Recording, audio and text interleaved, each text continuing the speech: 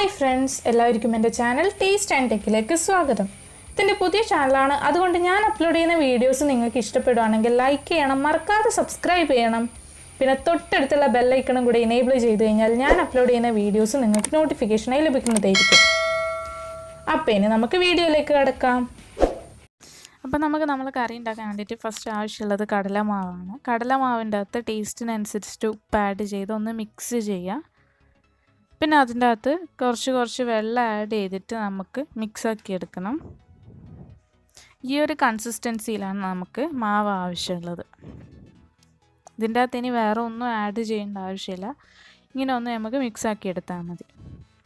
ഇനി ഗ്യാസിൽ ഒരു തവ അല്ലെങ്കിൽ പാൻ ചൂടാക്കിയതിന് ശേഷം അതിൻ്റെ അകത്ത് കുറച്ച് ഓയിൽ ബ്രഷ് ചെയ്തിട്ട് നമ്മളിപ്പോൾ ഉണ്ടാക്കിയ മാവ് നമ്മൾ ദോശയെല്ലാം ചുടുന്ന പോലെ തന്നെ അതിൻ്റെ അകത്ത് ചുട്ടെടുക്കുക. അപ്പോൾ ഒരു ഭാഗം ആയതിനു ശേഷം നല്ലോണം ഇങ്ങനെ മടക്കിയിട്ട് നമ്മൾ മസാല ദോശ മടക്കുന്നത് പോലെ മടക്കിയിട്ട് വീഡിയോയിൽ കാണിക്കുന്നത് പോലെ തന്നെ മടക്കിയെടുത്താൽ മതി. ഇങ്ങനെ രണ്ട് ഭാഗം ആക്കിയതിന് ശേഷം നമുക്ക് ഇത് വേറൊരു പ്ലേറ്റിലേക്ക് മാറ്റി വെക്കാം. നമ്മളിവിടെ എല്ലാം ചുട്ടെടുത്തിട്ടുണ്ട്. ഇനി നമുക്ക് ഇത് ചെറിയ പീസാക്കി കട്ട് ചെയ്തെടുക്കണം. അധികം ചെറുതാക്കേണ്ട, വീഡിയോയിൽ കാണിക്കുന്ന ഈ ഒരു സൈസിൽ തന്നെ കട്ട് ചെയ്തെടുത്താൽ മതി. അപ്പോൾ ഞാനിവിടെ എല്ലാം കട്ട് ചെയ്തെടുത്തിട്ടുണ്ട്. ഇനി നമുക്ക് മിക്സീൻ്റെ ചെറിയ ജാർ എടുത്തിട്ട് അതിൻ്റെ അകത്തൊരു തക്കാളി മുറിച്ച് ആഡ് ചെയ്ത് കൊടുക്കുക. പിന്നെ കുറച്ച് വെളുത്തുള്ളി ഇട്ടിട്ട് നമുക്കിതൊന്ന് അരച്ചെടുക്കണം. ഇപ്പോൾ ഇവിടെ അരച്ച് കിട്ടിയിട്ടുണ്ട്. ഇത് നമുക്ക് സൈഡിൽ മാറ്റി വെക്കാം. പിന്നെ ഒരു പാത്രത്തിൽ കുറച്ച് ഓയിൽ, അതിൻ്റെ അകത്ത് ജീരകം, കടുക്, അത് പൊട്ടിച്ചതിന് ശേഷം പച്ചമുളക്, ഞാൻ നീളത്തിൽ കട്ട് ചെയ്ത പച്ചമുളകാണ് ആഡ് ചെയ്യുന്നത്.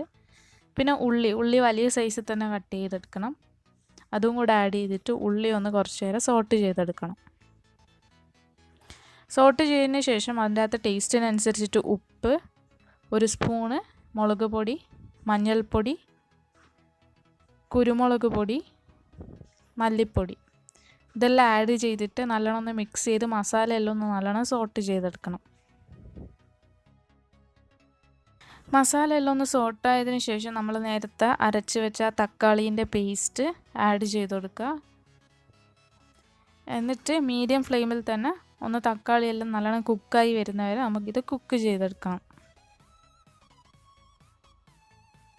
തക്കാളിയെല്ലാം നല്ലോണം കുക്കായിട്ടുണ്ട്. ഇനി നമുക്ക് ഇതിൻ്റെ അകത്ത് ഇത് മുങ്ങുന്ന അത്ര വെള്ളം ആഡ് ചെയ്ത് കൊടുക്കാം. നമുക്ക് വെള്ളം നല്ലോണം ബോയിൽ ആവുന്നവരെ ഇത് കുക്ക് ചെയ്തെടുക്കണം.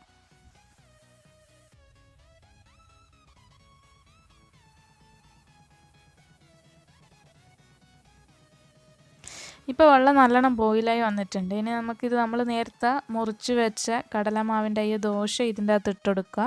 എന്നിട്ട് നല്ലോണം ഒന്ന് മിക്സ് ആക്കുക. ഇനി ഇത് കുറച്ച് ഒരു 3-4 മിനിറ്റ് കുക്കായാൽ നമ്മളെ കറിയുടെ റെഡി ആയിട്ടുണ്ട്. നിങ്ങൾക്ക് വെള്ളം നിങ്ങളെ കറിക്ക് അനുസരിച്ചിട്ട് അഡ്ജസ്റ്റ് ചെയ്യാം.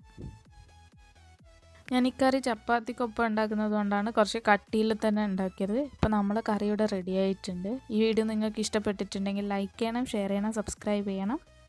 എല്ലാവരും ഒന്ന് ട്രൈ ചെയ്ത് നോക്കൂ. Thanks for watching.